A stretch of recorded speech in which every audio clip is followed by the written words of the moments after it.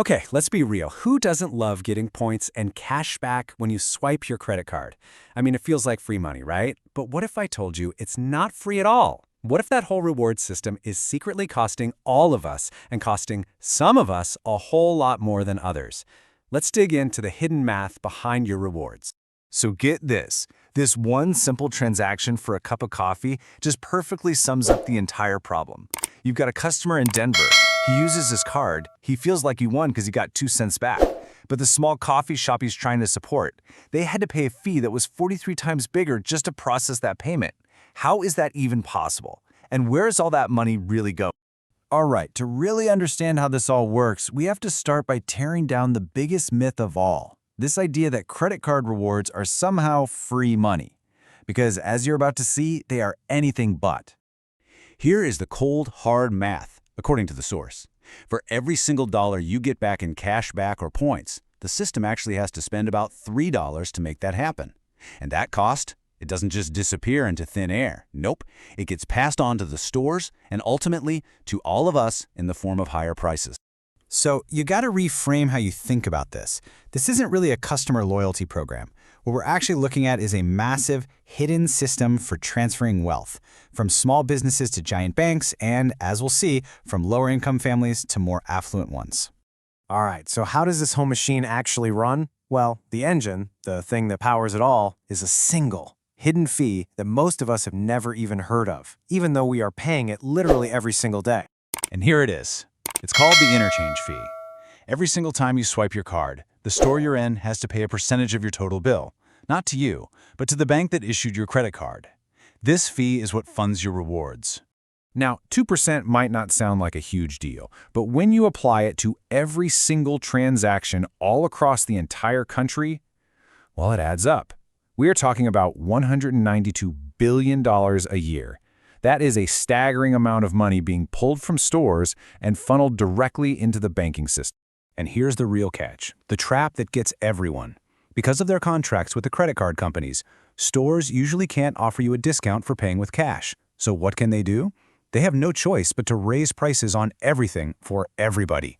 And that means that people paying with cash or debit cards are also paying those higher prices to help cover the cost of credit card rewards they will never, ever earn. So as you can imagine, this system has huge social consequences.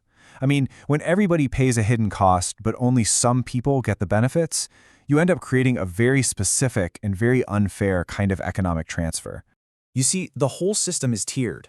Wealthier customers who have those premium, fancy cards, they generate much higher interchange fees for the stores. And those higher fees are what pay for their much richer rewards. Meanwhile, people with just a basic no-fee card, they generate lower fees and get pretty lousy rewards. Yet they're paying the exact same inflated prices at the checkout counter. And hey, this isn't just a theory. A 2023 Federal Reserve study actually put a number on it, and what they found was wild. On average, there is a net transfer of $212 every year from households earning less than 35 grand to households earning over 150 grand. It's a direct wealth transfer from the poorest Americans to the most affluent. The source material really just cuts to the chase and sums it up with this incredibly powerful line.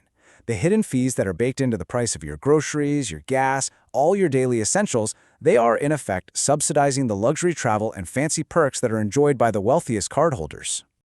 So right now you might be thinking, okay, but I'm a smart user. I play the game well, I get my points. The problem is, once you actually factor in those universal price hikes, the math suggests that for the average household, this is a game you actually can't win. Okay, let's just walk through the numbers. An average household, right? They might earn about $630 in rewards a year. Sounds pretty good, but the price increases that are caused by these fees cost them an estimated $1,200 across all of their spending. So what's the net result? They're actually down $570. You paid for your own reward, and then some. And believe it or not, that is the best case scenario. For the 45% of cardholders who carry a balance from month to month, the situation is exponentially worse. Because you have to remember, the rewards are just the bait. The real money for the banks, that comes from interest payments. And the math here is just brutal. With average interest rates over 22%, a single month of carrying a balance can completely wipe out an entire year's worth of rewards. At that point, any illusion that you're winning just evaporates. Game over. But what about the experts? You know, the so-called travel hackers and the rewards optimizers who are absolutely convinced they have beaten the system. Let's take a look at their role in all of this. You know who I'm talking about. These are the power users. They never ever pay interest, they maximize every single point, and they genuinely believe they are getting a free lunch. They see themselves as really smart consumers who have totally cracked the code. But here's the counterargument. These winners, they aren't beating the banks at all. The system loves them. In reality, they've just become the most efficient players in a regressive wealth transfer scheme, extracting value that is ultimately paid for by people paying cash, using debit cards, or struggling with credit card debt. And this really brings us to the core tension of this whole thing. If you understand all of this, if you see the flaws and the fundamental unfairness, what are you supposed to do about it? This quote is it's incredible. It's a confession. The person who understands the system inside and out still plays the game. Why? Because on an individual level, it feels completely irrational not to. This is a classic trap. It's called the prisoner's dilemma. If you're the one person who opts out and only uses cash, you don't fix the system, you just end up paying the inflated prices anyway without getting any of the rewards. So the smart individual choice is to play the game, even though everyone playing the game makes the collective outcome worse for all of us. And that's really the question this whole thing leaves us with, isn't it? We are all participants in a system where the logical, self-interested move is to keep swiping, keep earning those points, and keep feeding the very machine that inflates prices and makes inequality worse. It really forces you to wonder, are we actually winning it all?